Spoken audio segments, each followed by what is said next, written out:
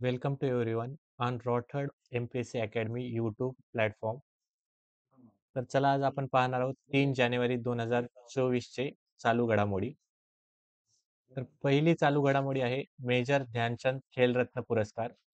ध्यानचंद खेलरत्न पुरस्काराची सुरुवात 1992 साली झाली. स्वरूप 25 लक्ष रुपये.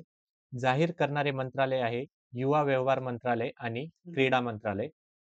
तर पहा, ministry of sports and youth affairs द्वारे हा पुरस्कार देण्यात येतो. तर पहा, स्पोर्ट्स विश्वातील म्हणजे खेळांच्या विश्वातील भारतातील सर्वात मोठा पुरस्कार कोणता आहे तर मेजर ध्यानचंद खेलरत्न पुरस्कार. निकष काय आहेत?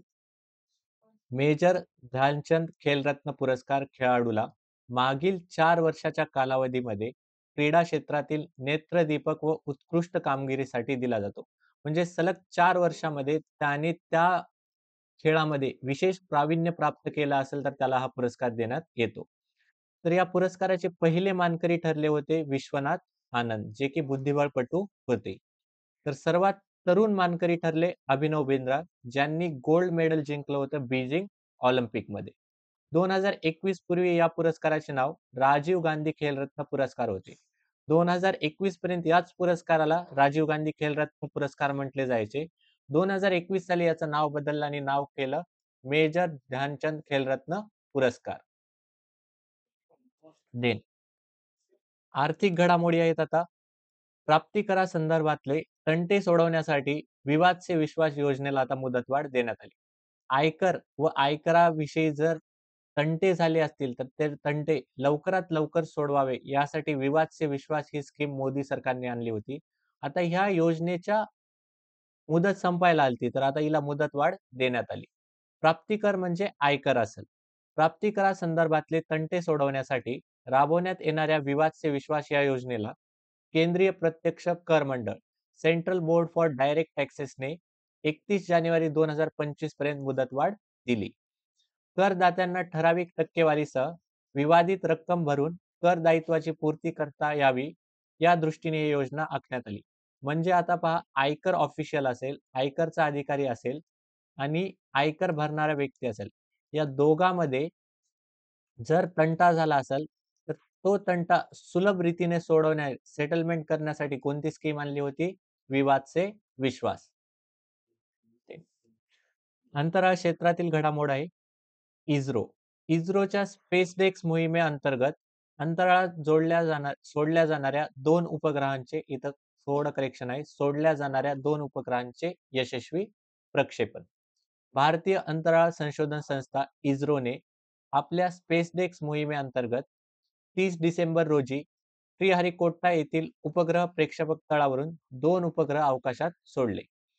तर पहा, आता हे स्पेस डॉकिंग करली जाईल. इथं काय केली जाईल? Space docking. स्पेस डॉकिंग हे तंत्रज्ञान काय आहे तर स्पेस डॉकिंग टेक्नॉलॉजीमध्ये 2 उपग्रह एकदाच अवकाशात सोडले जातील आणि ते एक दुसऱ्याला कनेक्ट केले जातील. या मोहिमेअंतर्गत अंतराळात 2 उपग्रहाची जोडणी अर्थात डॉकिंग करण्यात येईल. तर स्पेस डॉकिंग म्हणजे दुसरं तिसरं काही नसून 2 उपग्रह एकमेकांना अंतराळात जोडले जातील, स्पेसमध्ये जोडले जातील. 30 डिसेंबर रोजी SDX-1 आणि SDX-2 हे उपग्रह पृथ्वीपासून काही अंतरावर आपल्या कक्षेमध्ये स्थिरावले. येत्या काही दिवसामध्ये 2 उपग्रहामधील आता अंतर काय होणार आहे? कमी होणार. मग त्यानंतर डॉकिंग. डॉकिंग म्हणजे जोडण्याची प्रक्रिया चालू होईल, असं एस सोमनाथ इस्रोच्या अध्यक्षांनी सांगितलं. चंद्रयान मोहीम आणि भारतीय अंतराळ स्थानकांसारख्या महत्वाकांक्षी मोहिमेसाठी स्पेसडेक्स मोहिमेअंतर्गत ही महत्वपूर्ण मोहीम आहे. 2 उपग्रहांना जोडण्यासाठीची महत्वपूर्ण मोहीम आहे. या मोहिमेच्या यशानंतर अंतराळात 2 उपग्रह एकमेकांशी जोडणं अथवा विलग करण्याचे तंत्रज्ञान वापरणारा देश भारत कितव्या नंबरचा देश ठरल? 4थ्या. पहिल्यांदा ही टेक्नॉलॉजी आहे अमेरिकेकडं. त्यानंतर ही टेक्नॉलॉजी आहे रशियाकडं. त्यानंतर ही टेक्नॉलॉजी आहे चायनाकडं आणि आता 4थ्या क्रमांकाचा डॉकिंग टेक्नॉलॉजी मधला देश ठरलेला आहे भारत. ठीक आहे. Like, share, subscribe our YouTube channel Rathod MPSC academy Nanded. Join our official Telegram channel @RAMPSC. आपण 2024 चे संपूर्ण वर्षाची एक सीरीज चालू केलेली आहे चॅनलवर. तर येणाऱ्या 2 तारखेच्या कंबाईनसाठी ही सीरीज तुम्ही अवश्य पहा. धन्यवाद.